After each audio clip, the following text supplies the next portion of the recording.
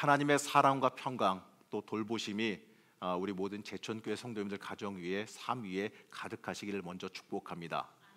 지난주에 이어서요 우리가 계속해서 살펴볼 성경의 인물은 다윗입니다. 이 성경의 인물 중에서 가장 좋아하는 인물이 누굽니까? 라고 사람들에게 물어보면요 이 많은 분들이 이렇게 대답을 해요. 다윗을 좋아합니다. 이렇게 대답을 합니다. 이 성경에서 그려진 이 성공한 이미지, 이 하나님께 인정받은 그 이미지를 많이들 기억하기 때문에 그래요. 우린 다윗에 대해서요 이미 아주 많은 지식들을 갖고 있죠. 이미 다윗에 대해서 제가 굳이 안 해도 여러분들 많은 설교와 많은 강의를 들으셨을 줄로 압니다.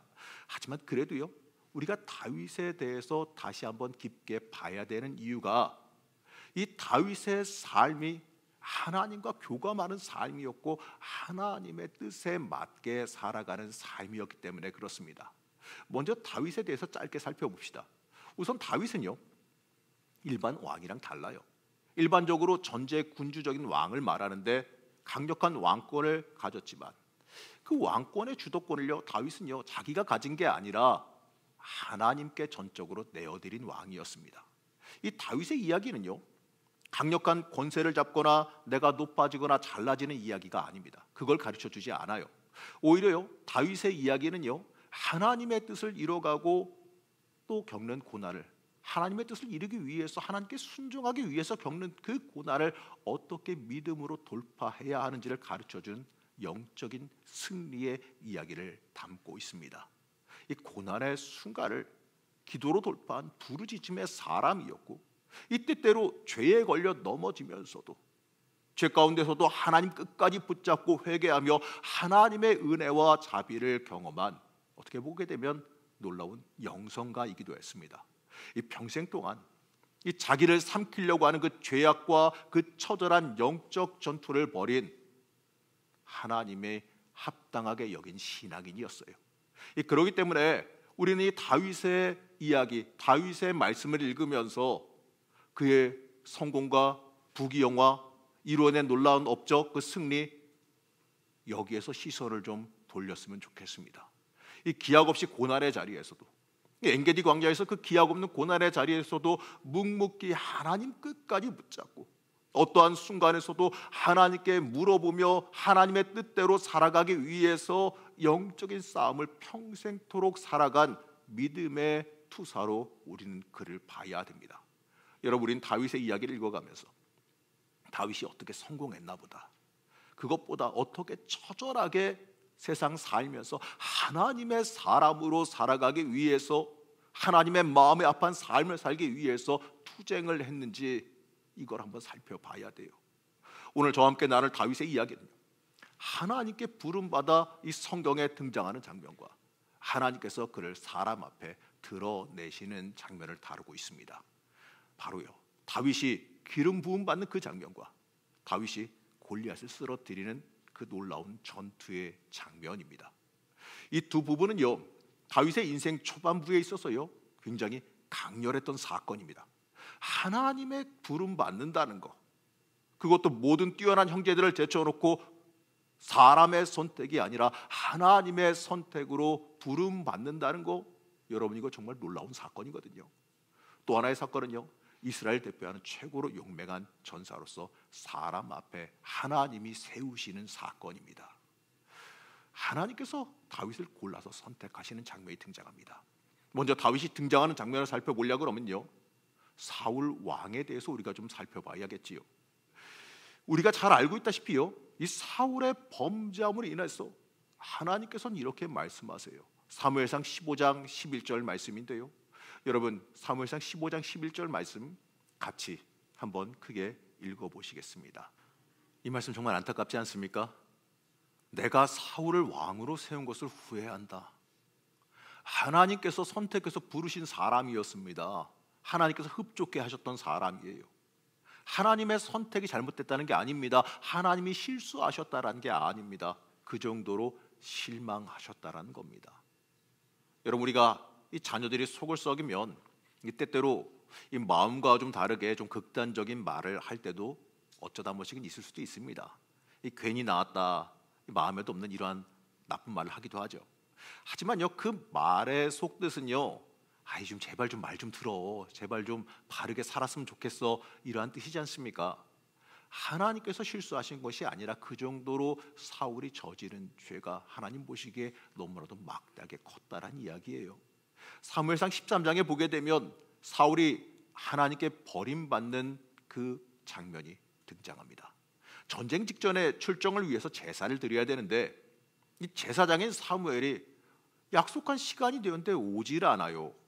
지금이야 전화라도 좀 걸어보던지, 뭐 차를 끌고 찾아라도 가보는데 이거는 전화도 없지, 이거 뭐 어딘지 알 수도 없지. 답답하지요. 사람들이 기다리다가 지쳐서요, 흩어지기 시작해요. 지파들이 모여서 전쟁을 하면서 그 싸움을 해야 되는데 그 지파들이 기다리다 못해 우리 갈래 이러면서 하나둘씩 빠져나가기 시작합니다. 사기가 점점 떨어져 가요. 그걸 보고요, 사울은 마음이 급하여서 큰 실수를 저지릅니다. 자신이 대신해서 제사를 주관해서 제사를 진행하고 출정식을 진행해요. 그런데요, 참 신기한 건요, 마치 기다렸다는 듯이 그러자마자 사무엘이 등장하면서 왕의 범죄함을 꾸짖습니다.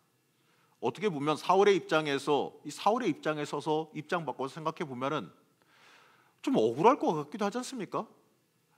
하지만요, 이거는 하나님의 주권과 관계된 일입니다. 하나님을 위해서 싸우는 군대이고 하나님을 위한 전쟁이었어요. 그렇기 때문에 이 전쟁은요, 사울 왕이 아니라 하나님이 주관하시고 책임지시는 전쟁이어야지만 했습니다. 그런데 사울이 대신해서 제사를 행한다라고 하는 것은요, 하나님의 주도권을 빼앗겠다는 의미와도 같았습니다. 사울은 가장 중요한 걸 못 봤어요. 당장 전쟁에 이기는 것, 전쟁을 잘하는 것, 여기에 눈이 멀어서 하나님을 위한 나라, 하나님을 위한 전쟁, 모든 전쟁이 하나님께 달려있다는 그 사실을 잊어버리고 말았습니다. 이 이야기의 배경은요, 하나님의 명령으로 시작된 전쟁입니다. 하나님께서 아말렉을 진멸하라라고 명령을 내리셨거든요. 남은 짐승과 사람을 다 진멸하라고 했습니다. 하지만요, 사울 왕은 그 명령에 순종하지 않았어요. 아말렉을 진멸하라는 그 명령을 지키지 아니하고 하나님을 위한 제사를 지낸다라는 핑계로 자신의 유익을 위해 전리품 물질을 챙겼어요. 이 아말렉과의 전투는요, 하나님께서 친히 지시하신 전쟁입니다. 하나님께서 명령하신 전쟁이에요. 하나님께서 친히 명령하신 그 전쟁이라면 어떻게 해야 되겠습니까? 이거는 철저히 지켜 행해야죠. 철저히 순종해야죠. 무서워서라도. 그것이 하나님께서 세운 왕의 의무였기 때문에 그렇습니다. 아말렉은 역사를 보게 되면 야곱의 형인 에서의 후손들입니다. 출애굽하던 이스라엘을 갖다가 대적했던 사람들이에요. 그렇기 때문에 하나님께서 보시기에 늘 이스라엘의 길을 막는, 제거해야 되는 족속들이었거든요. 그렇기 때문에 이번 명령은 앞으로 이스라엘의 발전을 위해서 하나님께서 이스라엘의 길을 열어주시기 위해서라도 꼭 지켜 행해야 되는 명령이었습니다. 하지만 사울 왕은 하나님의 말을 못 알아듣고 하나님의 명령을 못 알아듣고 하나님의 뜻을 저버렸어요. 그로 인해서 이 아말렉은 계속해서 이스라엘의 적이 되어지고 방해가 되어집니다. 그 결과 하나님께서요, 후회하신다 이렇게 말할 정도로 하나님의 눈밖에 났어요. 자신을 통해 기름 붓고 왕으로 세웠던 그 사무엘은요, 마음이 좋지 않아서 밤새 근심하며 부르짖었습니다. 웬만하면 하나님 좀 고쳐서 쓰시면 안 되겠습니까? 이런 부탁일 수도 있을 겁니다. 하지만 하나님께서는요, 결국 사울에게 하나님께서 너를 버렸다라는 선포를 하시게 합니다. 사무엘상 16장 1절 말씀입니다. 사무엘상 16장 1절 말씀, 여러분 우리 다 같이 함께 합독하시겠습니다. 여호와께서 사무엘에게 이르시되 내가 이미 사울을 버려 이스라엘의 왕이 되지 못하게 하였거늘 내가 그를 위하여 언제까지 슬퍼하겠느냐? 너는 뿔에 기름을 채워 가지고 가라. 내가 너를 베들레헴 사람 이새에게로 보내리니 이는 내가 그의 아들 중에서 한 왕을 보았느니라 하시는지라. 안타까워하고 슬퍼하고 있는 이 사울에게 하나님께서 말씀하십니다. 언제까지 슬퍼하겠니? 내가 이제 다시 이스라엘의 왕을 세우겠다라고 말씀하시지요. 이새의 아들 중에서 한 왕을 봤다고 말씀하십니다. 바로 왕으로 삼을 사람을 하나님께서 직접 찾으시고 보셨다라고 말씀하세요. 이에 이 사무엘은요, 베들레헴에 가서 이새의 아들들을 만나봅니다. 이 장면은요, 마치 아주 중요한 면접 보는 장면과도 비슷하죠. 여러분 한번 영화처럼 머릿속에 이 장면을 한번 떠올려 보세요. 사무엘상 16장 6절에서 7절 말씀인데요. 사무엘상 16장 6절에서 7절 말씀 다시 한번 다 같이 합독하시겠습니다. 그들이 오매 사무엘이 엘리압을 보고 마음에 이르기를 여호와의 기름 부으실 자가 과연 주님 앞에 있도다 하였더니 여호와께서 사무엘에게 이르시되 그의 용모와 키를 보지 말라. 내가 이미 그를 버렸노라. 내가 보는 것은 사람과 같지 아니하니 사람은 외모를 보거니와 나 여호와는 중심을 보느니라 하시더라. 아멘. 이새의 첫째 아들 엘리압이 등장합니다. 그런데 이 엘리압은 사울왕 못지않게 출중했나 봅니다. 기골이 장대하고 용모도 매우 준수했습니다. 키도 크고 얼굴도 잘생겼나 봐요. 사무엘은요, 마음속으로 하나님께서 왕이 될 만한 인물을 여기다가 준비시켜 놓으셨구나 하는 마음이 들었나 봅니다. 그런데 그때 하나님께서 사무엘에게 말씀하세요. 사무엘아, 그의 용모와 키를 보지 말아라. 내가 이미 그를 버렸노라. 저 이 말씀 읽으면서요, 저는 좀 당황했습니다. 아니, 이제 막 등장한 엘리압이 무슨 죄를 졌길래, 무슨 잘못을 했길래 첫 얼굴에 보자마자 버렸다라고까지 말씀하실까? 이런 생각이 들었어요. 이 말씀은요, 엘리압을 버렸다는 것은 아니지요. 지금까지 이 사울 왕을 선택하면서 가졌던 그 기준, 바로 지금 사무엘이 바라보고 있는 그 인간적인 기준을 버리라라고 하는 뜻입니다. 세상적인 리더십이나 용모, 육신적인 능력, 이 모든 것을 하나님께서 버렸다라고 말씀하세요. 그리고 말씀하시기를 이제는 그의 중심, 그의 심령을 보겠다라고 말씀하십니다. 사람의 기준으로 보는 게 아니라 하나님의 기준으로 들어 세워서 쓰시겠다라는 말씀입니다. 여러분, 이거 굉장히 중요해요. 사람 보기에 합당한 거요, 하나님은 그걸 중요하게 보지 않으세요. 하나님의 사람으로서 하나님의 기준에 적합한 사람이 우리는 되기를 소망해야 됩니다. 어쩜 당연스럽게 또 이어지는 이새의 모든 아들들이요, 다 탈락합니다. 여기에 사무엘도 이새도 굉장히 당황합니다. 당황한 사무엘이 물어봅니다. 내게 또 다른 아들이 있느냐? 이렇게 물어봅니다. 그러자 이새가 대답하기를 아직 막내가 남아있는데요, 막내는 들판에서 양을 지키고 있습니다. 이렇게 대답합니다. 여기서 이 막내라는 말, 막내라는 히브리어가 굉장히 재미있는 의미가 숨어 있습니다. 이 막내라는 히브리어는 하카톤이라고 하는 단어인데, 이 말은요, 성경에서 등장하는 몇 안 되는 비속어 중에 하나입니다. 좀 우리말로 좀 바꿔서 말해보면 찌꺼기 정도라고 표현할 수 있을 것 같아요. 하찮다, 찌꺼기다, 좀 그런 식의 좀 비하하는 표현으로 여기시면 됩니다. 좀 이렇게 말할 수 있을까요? 꼬맹이, 이렇게 말할 수 있을 것 같습니다. 그저 데리고 다니면서 심부름이나 시키는 아이란 뜻이에요. 이렇게 중요한 일에, 선지자가 부르는 이 중요한 일에 부름받을 정도로 귀한 아이가 아니란 뜻입니다. 그래서 다른 형제들이 중요한 일이라 여겨서 다 집에 부림받아 와 있는데 종을 시켜도 되는데도 불구하고 들에 나가서 양을 지키고 있었다라는 거죠. 누구 하나 주목하지 않는 사람이었다라는 겁니다. 어떻게 보게 되면요, 하나님께서는 이렇게 일하시는 것 같아요. 전혀 조건도 안 돼서 스펙도 없어도 사람들이 주목하지 않더라도 하나님은요, 그 인물을 보고 계시는 거죠. 그 심령을 보고 계시는 거죠. 사람의 겉모습이 아니라 그 내면을 보시는 겁니다. 하나님이 보시는 기준은 사람의 기준이 아니라 하나님의 기준으로 보시고 들어 쓰신다는 걸 우리가 깨달아 알아야 됩니다. 이제 황급히 들에 있는 다윗을 부르러 갑니다. 다윗이 올 때까지 저희가 한번 영화적으로 생각해 봤는데요, 그 상황, 그 당황스러운 상황에서 다윗을 부르러 가고 난 다음에 그 남겨져 있는 사람들이 어땠을까 한번 생각을 한번 해봤습니다.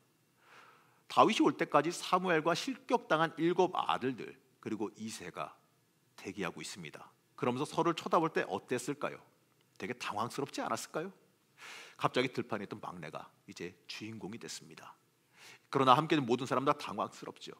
그 자리에 자신의 자랑스러운 아들들을 자랑하고 싶었던 이새도 당황했을 겁니다. 그 어색한 시간, 사무엘은요, 이게 무슨 일일까 싶었어요. 그때 막내가 들어옵니다. 들에서 일하다가 왔으니까 어땠을까요? 준비된 모습이 아니죠. 씻지도 않았겠죠. 옷차림도 들판에서 일하던 모습 어땠습니까? 꾀죄죄했을 겁니다. 당연히 몸에서요, 소똥 냄새, 양 냄새 났을 거고 옷도 여기저기 다 지저분했을 거예요. 땀에 절어서 꾀죄죄한 소년이 들어옵니다. 사람의 눈엔 의아스럽죠. 하나님이 과연 저 모습을 들어 쓰실까? 그러나 성경은요, 사람의 기준이 아니라 하나님의 눈에 비친 다윗의 모습을 묘사하는데요, 그 모습이 놀랍습니다. 사무엘상 16장 12절 말씀인데요, 우리 이 말씀은 꼭 같이 읽어봐야 됩니다. 한번 읽어보겠습니다. 천천히 읽어보겠습니다. 시작. 제가 이 말씀 가지고 설교할 때 아주 재밌던 일화가 하나 있는데요, 이 본문을 읽을 때 어떤 청년이 나지막하게 하는 소리가 저한테 들렸습니다. 아이, 하나님도 외모 보시네. 아니, 눈이 삐어나고 얼굴이 아름답다 이렇게 얘기하니까 그랬는데, 여러분 이거 그렇게 착각하시면 안 됩니다. 이거는요, 실제로 다윗이 잘생겼다는 얘기가 아니에요. 하나님 보시기에 그렇게 보였다는 얘기예요. 들판에서 막 꾀지작에 온 청년이 잘생겨 보일 수가 없잖아요. 찢지도 못하고 지저분한 그 모습으로 왔지만 하나님께서 보시기에 그 모습이 아름다웠다는 이야기입니다. 여러분, 이게 중요해요. 사람이 보기에 그럴싸한 사람, 이걸 들어 쓰시지 않더라고요. 사람이 보기에 조건이 완비된 사람을 들어 쓰는 게 아니라 하나님이 보시기에 합격한 사람, 하나님이 보시기에 좋은 사람을 들어 쓰십니다. 사람의 기준으로요, 첫째 엘리압이 사울왕과 같은 그 훌륭한 용모를 지녔으니 당연히 뽑혀야겠지요. 하지만 하나님은요, 인간적인 기준을 버렸다고 하셨습니다. 하나님이 보시기에 좋은 사람을 선택하셨어요. 우리가 뒤에 이 골리앗과의 전쟁을 이야기하면서 또 보겠지만, 다윗은 스스로 고백하기를 들에서 가축을 지키기 위해서 맹수들을 물맷돌로 쫓아내며 그들을 지켰다라고 말합니다. 그러면서 말하기를 하나님께서 나를 사자의 발톱과 곰의 발톱에서 건져내셨다, 이렇게 말해요. 이 들에서부터 이미 다윗은요, 하나님을 전적으로 의지하는 삶을 살고 있었습니다. 하나님께 맡기며 이 자신의 맡은 임무를 작은 걸지라도 충실하게 성실하게 수행하며 살고 있었습니다. 그래서 나름 하나님을 신뢰하며 자신의 필살기라고 할 수 있는 기술들을 하나님이 다듬게 시키신 거죠. 하나님은 이처럼요, 하나님의 기준, 바로 하나님을 신뢰하는 사람들을 들어 쓰십니다. 하나님을 묵묵히 신뢰하는 삶을 성실히 사는 사람은 하나님께서 맞춰서 훈련시키고 인도하여 주셔서 하나님이 원하시는 그 자리에 하나님의 시간에 들어 사용하시는 것을 우리가 믿음의 눈으로 바라봐야 됩니다. 중요한 건요, 세상의 잘남이 아니에요. 세상의 권세, 사람의 연주가 아닙니다. 중요한 건 하나님의 눈에 들어야지요. 하나님의 눈에 들면요, 모든 게 부족해도 괜찮아요. 하나님이 합격이라고 하면요, 그거 하나로 다 된 줄로 믿으시기 바랍니다. 이처럼 삶을 통해서 하나님을 나타내는 존재가 쓰임 받습니다. 성도는요, 내 모습을 통해서 하나님의 형상을 이루어 가야 되는 사람들입니다. 우리도 내 삶의 자리에서 하나님께 전적으로 충성하는 삶을 살아가야 됩니다. 다윗은 이렇게 시작부터가 달랐어요. 우리의 인생의 시작도 하나님을 신뢰하면서 시작해야 됩니다. 그게 모든 신앙의 기본 조건입니다. 우리 옆 사람들 한번 볼까요? 옆 사람의 모습에서 어떻습니까? 하나님의 모습, 그리스도인의 모습, 우리가 본받아야 될 신앙인의 모습이 보이십니까? 정답입니다. 아멘으로 대답하시는 게 맞습니다. 우리는 그런 눈이 있어야 돼요. 그렇게 봐야지요. 마찬가지로요, 어쩌면요, 이 다윗은요, 가족들이 감당해야 되는 일 중에서 가장 하찮은 일을 감당하고 있었는데, 거기에 충성하고 있는 그 자리에서 성실하게 살아가는 그 모습을 하나님께서는 기억하셨다가 들어 쓰신 겁니다. 우리의 삶도 이처럼 하나님께 선택되어지는 삶이 되기를 소망하고 기도하시길 축복합니다. 이제 다윗의 다윗다움이 드러나는 놀라운 사건이 하나 있는데, 바로 여러분들 잘 알고 있는 골리앗과의 전투 장면입니다. 이 본격적으로 다윗이 백성 앞에 용사로서 드러나는 계기가 바로 이 전쟁입니다. 골리앗과의 전투죠. 그런데 잘 알려진 이 전투는요, 단순히 하나님 의지에서 이겼다, 물론 맞는 얘기지만 이렇게만 보기에는요, 굉장히 더 많은 내용을 담고 있습니다. 우선 배경을 보게 되면 블레셋 사람들이 군대를 모아서 싸움을 걸어옵니다. 그래서 사울왕은요, 이스라엘 군사들을 징집해서 맞서 싸우기 위해서 진을 쳤습니다. 사무엘상 17장 2절 말씀인데요, 사무엘상 17장 2절 말씀 보시겠습니다. 사울과 이스라엘 사람들이 모여서 엘라 골짜기에 진치고 블레셋 사람들을 대하여 전열을 벌였으니 이게 무슨 뜻이겠습니까? 준비된 전쟁이라는 거예요. 공식적으로 싸움을 걸어온 거고 공식적으로 준비해서 전쟁을 한 겁니다.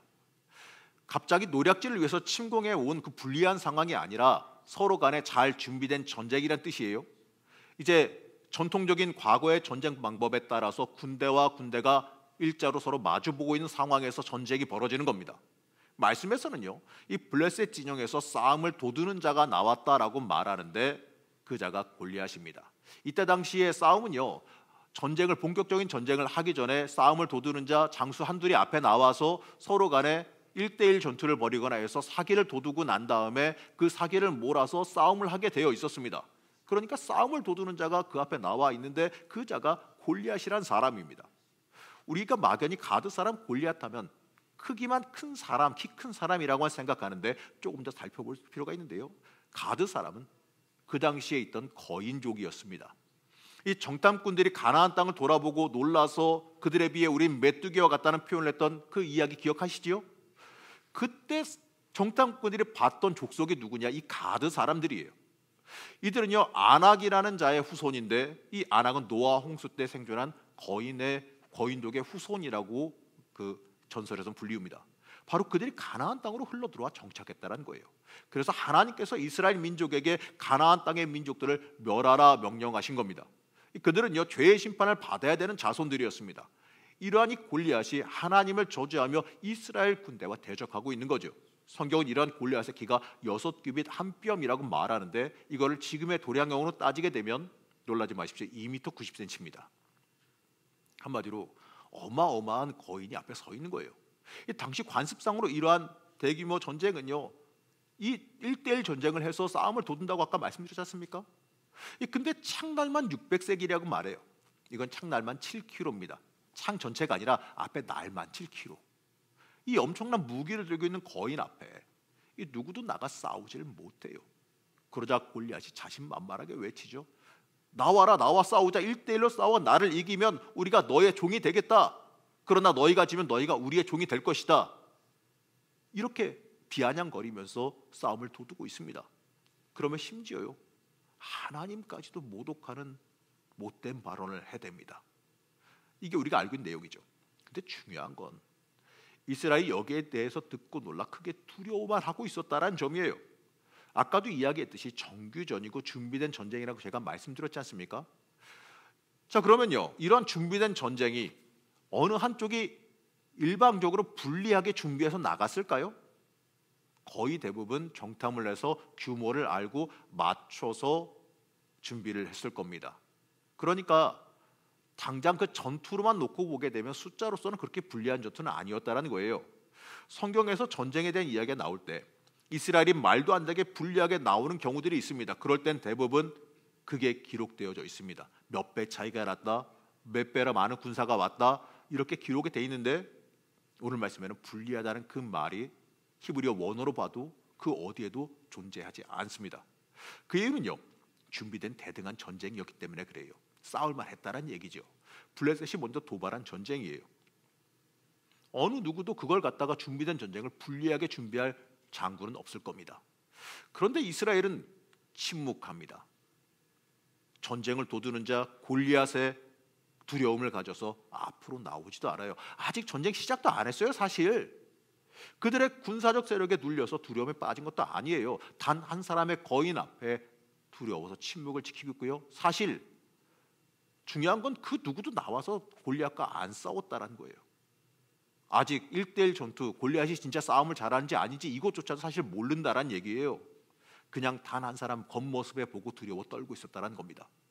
이때 전쟁에 나간 세 형들에게 아버지의 심부름원 다윗이 등장합니다. 다른 형들이 있었음에도 무거운 짐을 들고 먼 거리까지 다윗을 보낸 걸 보면 그가 좀 믿음직한 사람이었다는 걸 알 수가 있겠지요. 그런 다윗이 이 블레셋 거인이 나와서 불경스럽게 외치는 소리를 듣습니다. 그리고 그 모습과 그 소리를 듣고 심히 두려워해서 도망하고 있는 이스라엘 사람들의 모습을 함께 보게 되죠. 그러니까 다윗의 입장에서는 그게 굉장히 이상한 겁니다. 아니, 이 사람이 누구길래 감히 하나님의 군대를 모독하고 있습니까? 그 다음에 빠진 이야기가 있죠.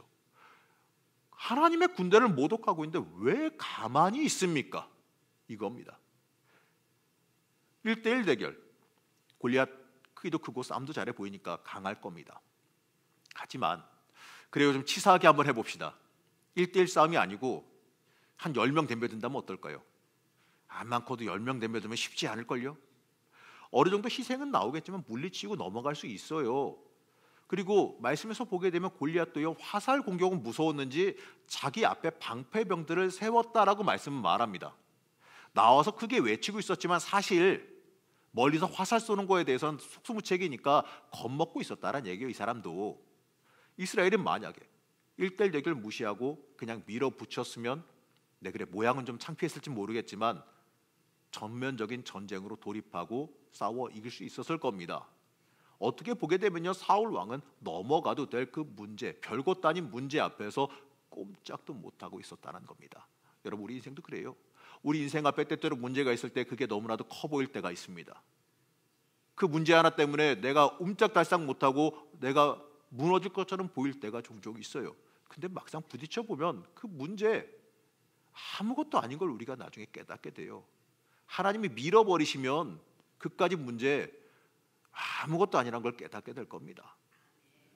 이 싸움은 기세 싸움이라고 하는데, 이 기세 싸움에서 밀려서 대등한 군사력을 가지고도 싸움을 못하고 있지 않습니까? 이들에게 필요한 건 영적인 담대함이었습니다. 하나님이 이기게 해주실 것이라고 하는 그 믿음이 있었어야지요. 그렇다면 골리앗, 이 문제 넘어서려는 모습을 보여야 되는데 이스라엘은 망설였습니다. 여기서 우리는 아무것도 하지 못한다는 것, 여기에 주목해야 됩니다. 사단은요, 여러분을 항상 망설이게 만듭니다. 무엇이든지 간에 하지 못하고 망설이고 주저앉게 만들어요. 이것은요, 우리를 속이는 소리예요. 할 수 있는 능력이 있고 상황이 주어졌음에도 하지 못하게 우리를 속입니다. 우리를 두렵게 만들어요. 그러다 보니까 아무런 움직임도 할 수 없이 그저 두려워하며 그 자리에서 맴돌게만 만드는 거예요. 이스라엘 군사들이 이러한 모습이었습니다.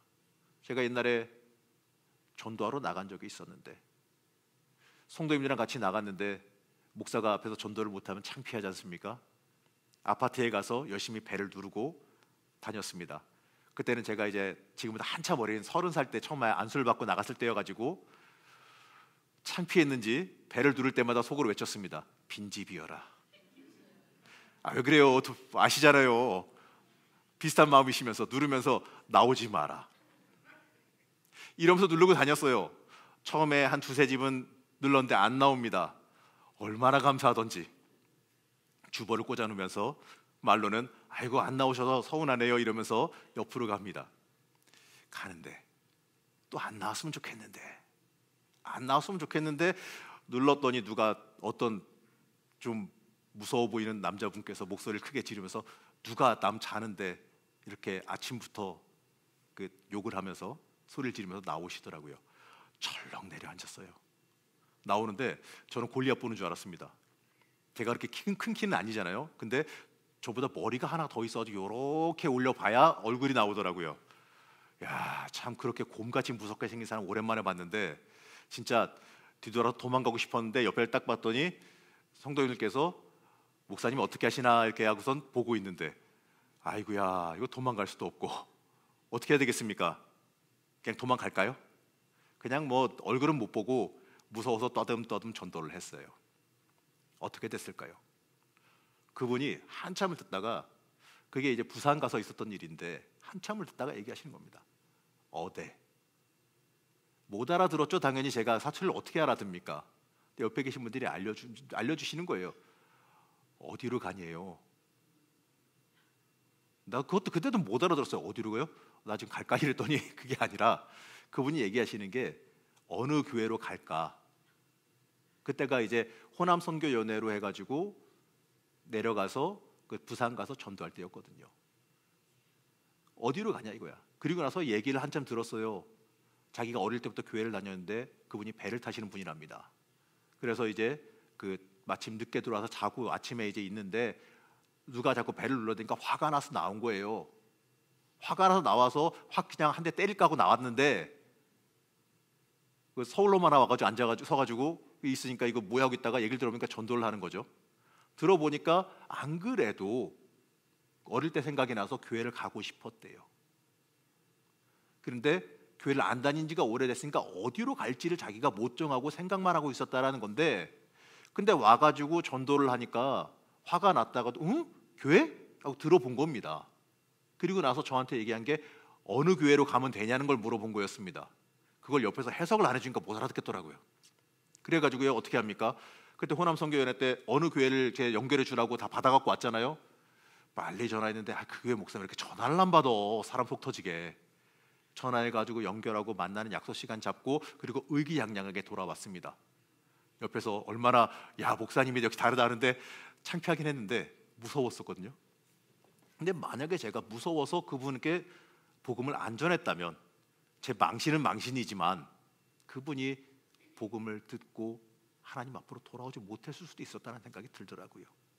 그 모습이 이 말씀 보면서 생각이 나는 거예요. 겉보기에 그분의 모습을 보면서요, 저 그렇게 무섭게 생긴 사람 정말 간만에 봤거든요. 지금도 얼굴 보라 그러면 똑바로 못 볼 것 같이 생겼어요. 무서워서.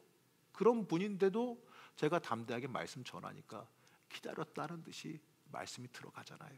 물론 매번 그러진 않았습니다만, 그 다음에 계속 욕도 먹었습니다만, 어쨌든 간에 두려워하지 않고 담대하게 하게 되면 하나님이 일하시는 걸 저도 경험해 봤습니다.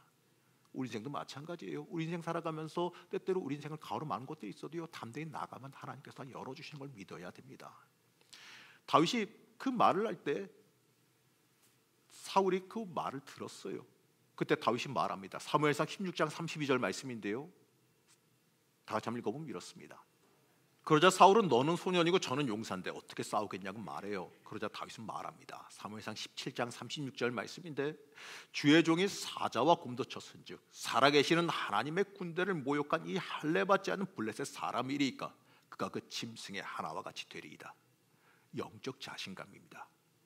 다들 여기서 착각하지 말아야 될 게 아닌데 다윗을 소년이라고 표기해서 다들 이 주일학교 때 영향으로요, 다윗 하면은 아주 조그마한 어린애가 그 사울 왕의 엄청나게 큰 갑옷을 입고 헐렁하게 서 있는 모습을 생각하실 텐데 그거는 그렇지 않습니다. 다윗은요, 양의 무리를 사나운 맹수로부터 보호하였을 정도로 강한 능력을 지닌 청년이었습니다. 형들 대신해서 무거운 짐을 가지고 먼 전쟁터까지 온 걸 보면 알 수 있죠. 물론 종도 같이 왔습니다만. 그리고 흔히 교회 학교에서 배울 때 그 모습이 아니라 성경은 이렇게 말해요. 사무엘상 17장 39절 말씀인데요, 이 모습을 보게 되면 우리가 잘 알 수 있습니다. 함께 읽어보겠습니다. 시작. 여러분, 싸움을 싸우러 나가는 용사에게 맞지 않는 엄청 큰 갑옷을 입혀서 보낸다? 이건 놀리는 거죠. 격려하는 게 아닙니다. 지금 상황은 그런 상황이 아니라 싸우러 나가는 용사에게 아무래도 왕의 무기면 더 좋은 걸 거 아니겠습니까? 더 좋은 무기를 공급해주고 있는 상황이에요. 사울이 왕으로 뽑힐 때 여러분 모습이 어땠는지 한번 기억해 보십시오. 사울의 용모를 설명하는데 다른 사람보다 머리 하나가 더 있었다라고 표현합니다. 키가 크고 귀골이 장대하다는 거예요. 그러면 그의 군복과 갑옷은요, 빅사이즈겠죠. 엄청 크겠죠. 그것을 다윗에게 입혀보고 있었다는 얘기는 대충 맞는다는 얘기예요. 다윗이 소년이라 불리는 건요, 원어로 보게 되면 어린아이 그 꼬마를 말하는 게 아니라 청소년기의 청년을 말하는 겁니다. 한마디로 나이가 어렸다란 얘기지 그가 작았다란 얘기가 아니에요. 사울만한 용사였다는 거죠. 하지만 이 골리앗 앞에서는 그저 작고 어린 사람에 불과한 건 사실일 겁니다. 모든 이스라엘 사람들이 골리앗이란 한 사람을 위해서 망설이고 있을 때에 다윗은 영적인 자신감으로 외쳤습니다. 우리에게 이런 게 필요합니다. 이런 자신감이 필요해요. 그러한 영적인 자신감이 있을 때에 우리는 세상과 싸워 이길 수 있는 걸 믿으시기 바랍니다. 내가 살아가는 내 인생이라고 말하시겠지만 내 인생 아니에요. 하나님이 이끄시는 인생이고 하나님이 이끄시는 삶입니다.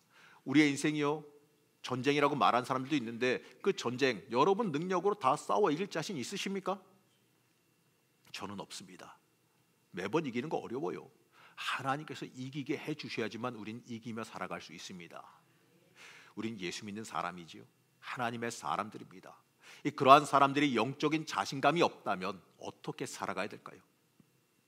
하나님의 능력이 우리와 함께하면 우리는 항상 승리할 수 있다는 그 자신감을 가져야 합니다. 다윗이 골리앗 앞에 서니까 골리앗은 어이없어서 외치죠. 아니 네가 나를 개로 여기고 막대기를 들고 나오니 너를 새와 들짐승의 먹이로 주겠다. 그러자 다윗이 외칩니다. 읽을 때마다요 정말 가슴이 뜨거워지는 말씀이거든요. 좀 시간이 지났어도 여러분 이건 같이 읽어야겠습니다. 사무엘상 17장 45절에서 47절 말씀인데요, 이거는 제가 안 읽겠습니다. 여러분 큰 목소리로 한번 읽어보시기 바랍니다. 아멘. 여러분 이 얼마나 놀라운 선포입니까? 간단하게 말하면요, 내가 너에게 하나님이 살아계신 줄 알게 하겠다라고 하는 선포입니다. 이게 우리가 가져야 되는 영적인 마음이에요.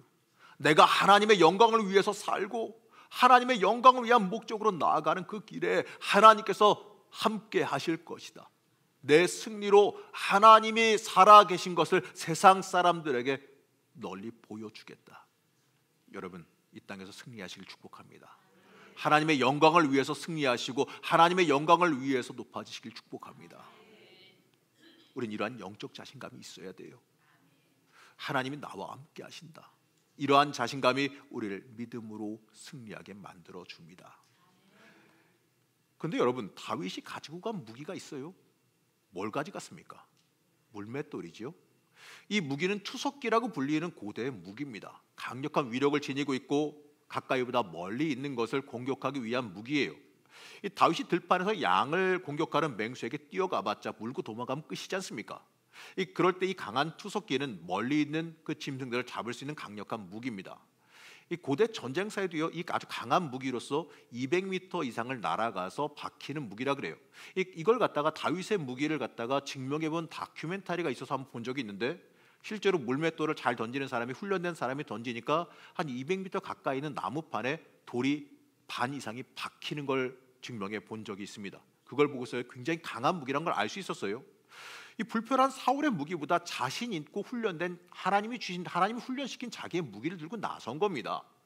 이걸 보면 알 수 있는 건요, 우리의 인생에서 하나님께서 우리의 삶의 자리에서, 내가 준비된 자리에서 들어서신다라는 거예요. 하나님이요, 여러분의 인생 이미 준비시키고 계십니다. 여러분이 준비하신 그 삶의 자리에 그걸 가지고 들어서 쓰시려고 준비하고 있다라는 거예요. 내가 특별하게 뭔가 배워서 뭔가를 이렇게 습득해야 쓰시는 거 아닙니다. 지금 있는 모습 그대로 하나님은 여러분을 쓰길 원하십니다. 그런데요, 다윗이 투석기를 들고 갈 때 몇 개를 가져간 줄 아십니까? 여러분 같은 믿음으로 들고 나간다 그러면 몇 개를 들고 나가야 맞을까요? 한 개 들고 가야겠죠. 한 방에 하나님께서 마치실 거다. 근데 다윗은 5개를 들고 갔습니다. 모양이 좀 빠지죠? 이 정도 믿음의 선포를 했으면 하나만 들고 가야 되는데 왜 5개? 근데 여기서요, 성경을 찾아보니까 재미있는 게 있어요. 사무엘하 21장 15절에서 22절을 나중에 한번 집에 가서 꼭 보세요.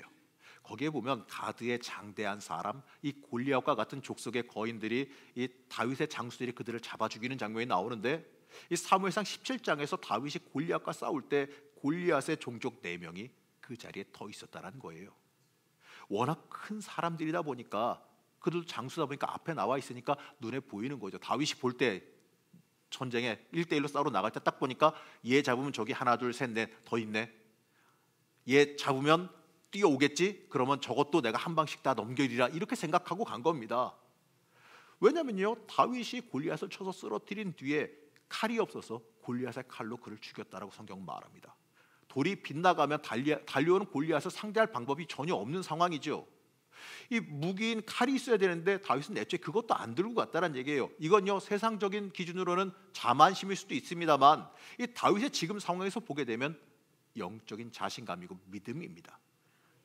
우리가 하나님을 믿는 그 믿음은요, 하나님께서 직접 역사하실 것이다라고 하는 그 강한 신뢰와 함께 해야 됩니다. 이것이 다윗의 믿음, 하나님을 신뢰한 믿음입니다.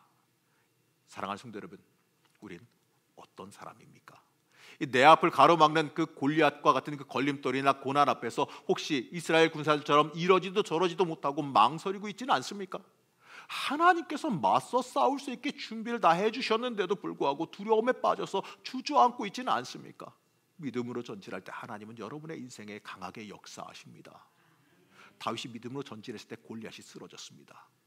우리 인생도 이처럼요, 엄청난 골리앗과 같은 것들이 가로막을 수도 있습니다. 사업의 문제, 사람 인간 간의 문제, 진로의 문제, 여러 가지 문제가 우리의 인생의 앞길을 가로막을 수가 있어요.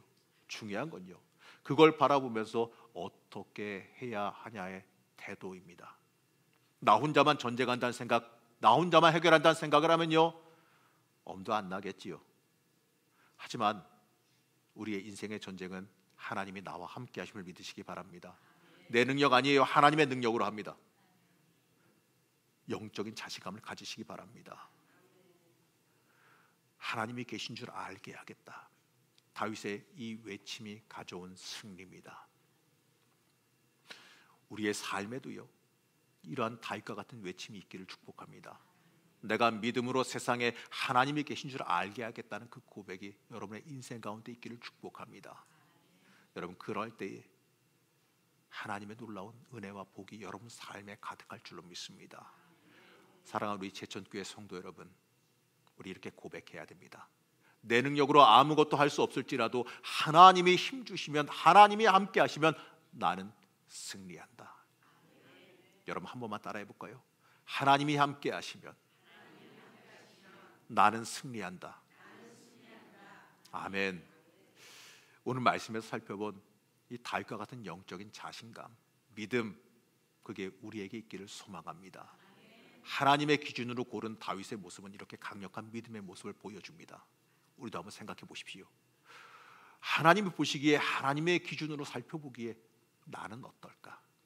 하나님이 선택하실 만한 사람일까?